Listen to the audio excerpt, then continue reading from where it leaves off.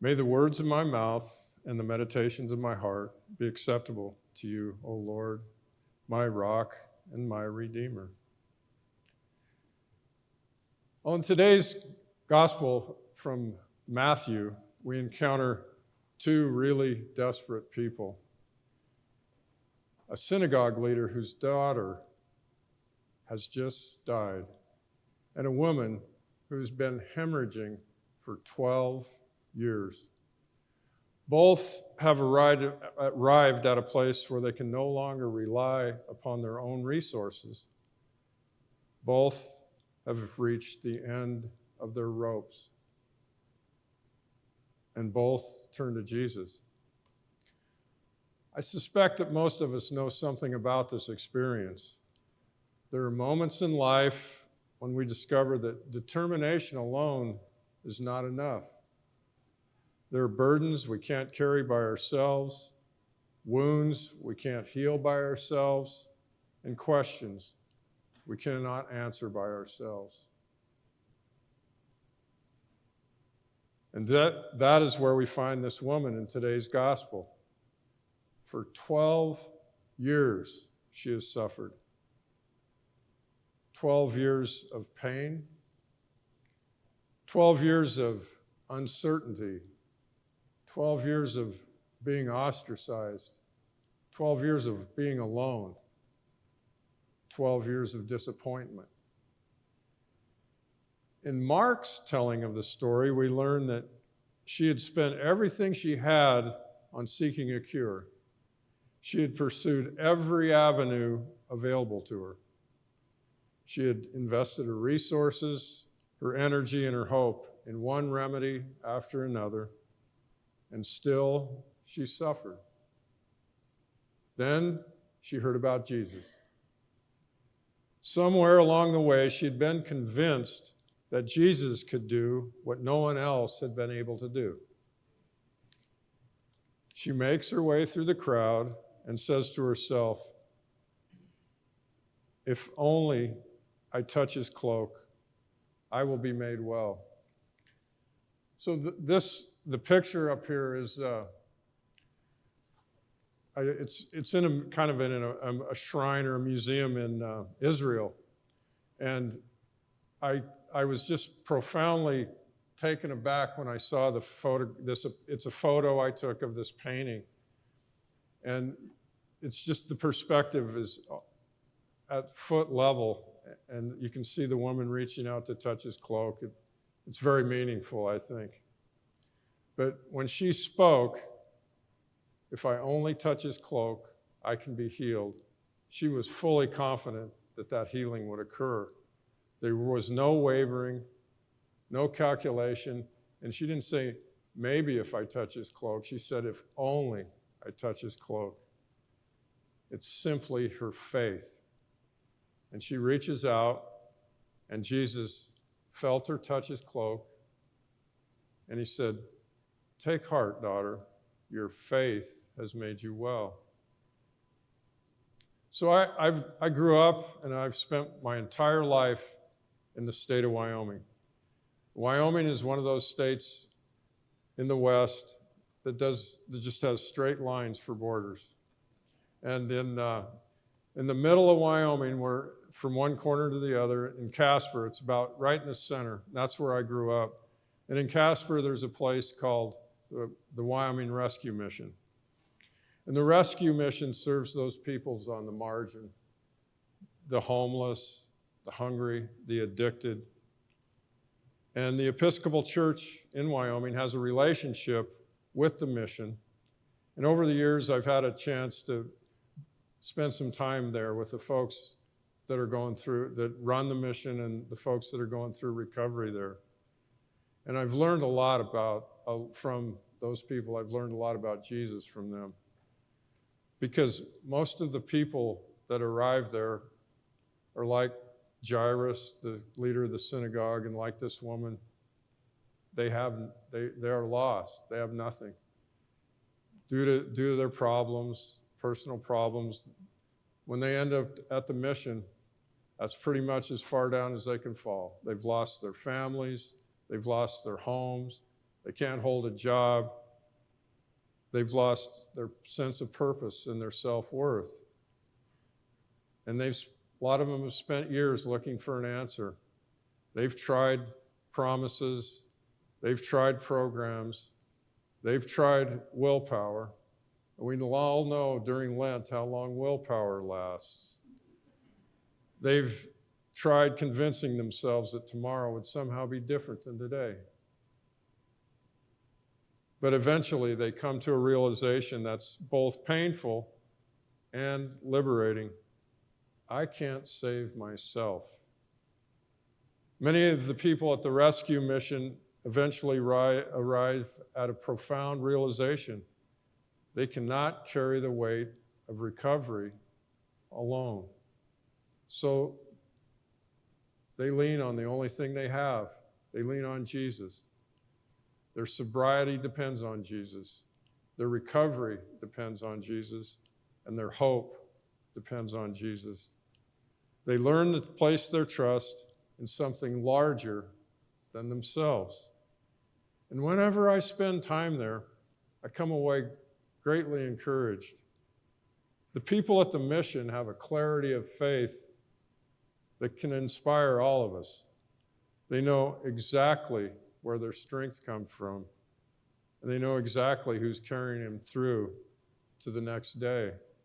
You can see faith in action at the rescue mission. And I think that's what connects the residents of the rescue mission with the woman in today's gospel. Both have exhausted every source of hope. Both have reached a point where faith is no longer an abstract idea. Faith has become essential. Faith has become the thing that carries them forward. The woman reaches through the crowd because she believes Jesus can restore her life. And the people at the rescue mission cling to Jesus because they believe he can restore their lives. And in both cases, Jesus responds with compassion. One of the most beautiful details in this story is the word Jesus used when he speaks to the woman. He calls her daughter. And that single word's easy to just gloss over and miss, but I think it's probably the most important word in the story because for 12 years, this poor woman was known only by her illness.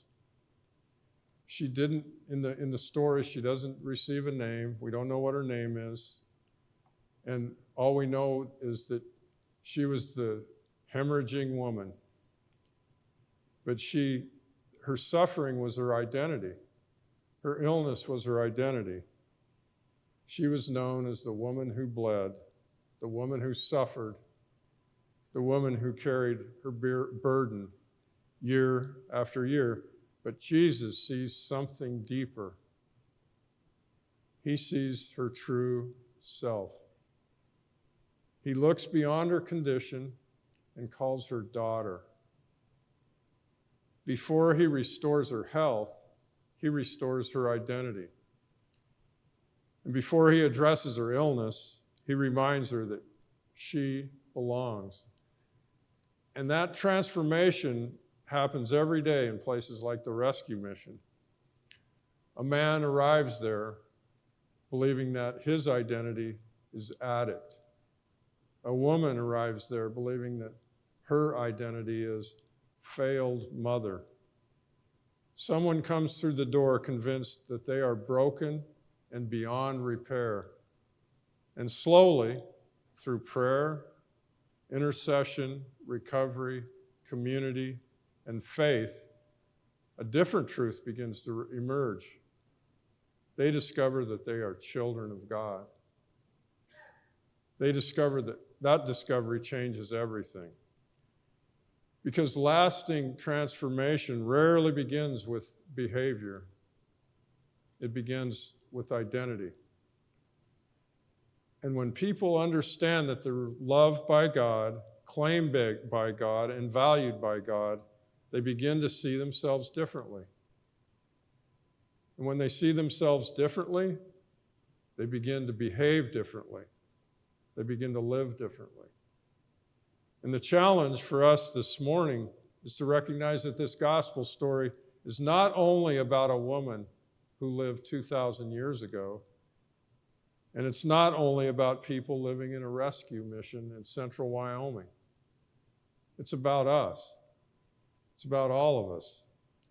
Most of us carry wounds that no one can see. Some of us have immense grief. Some are lonely. Some are anxious. And some have guilt. And some are worried about the future. Many of us have spent years looking for answers. Sometimes we find our answer in work, accumulation of possessions. We can stay busy. We can pursue success. We can keep ourselves distracted.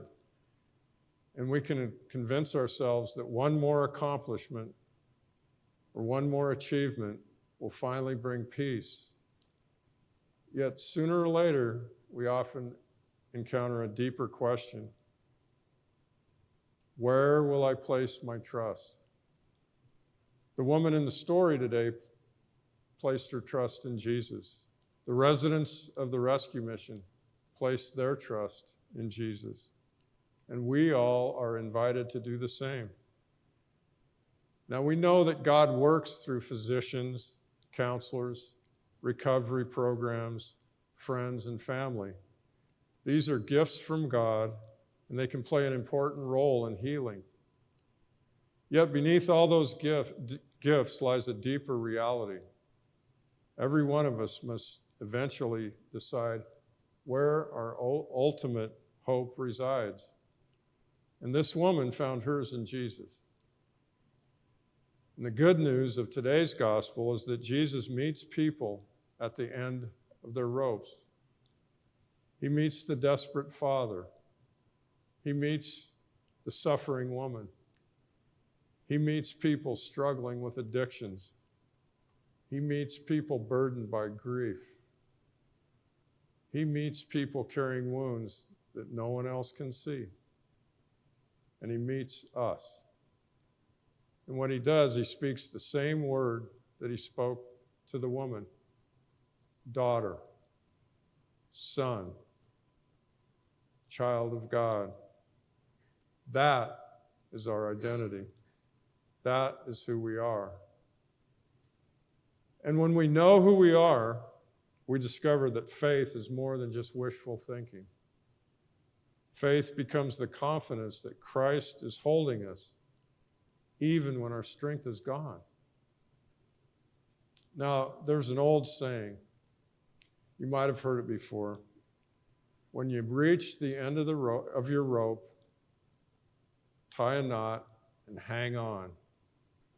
But the people at the rescue mission have taught me something even deeper. When we reach the end of our rope, we often discover that Jesus was holding the other end all along. Amen.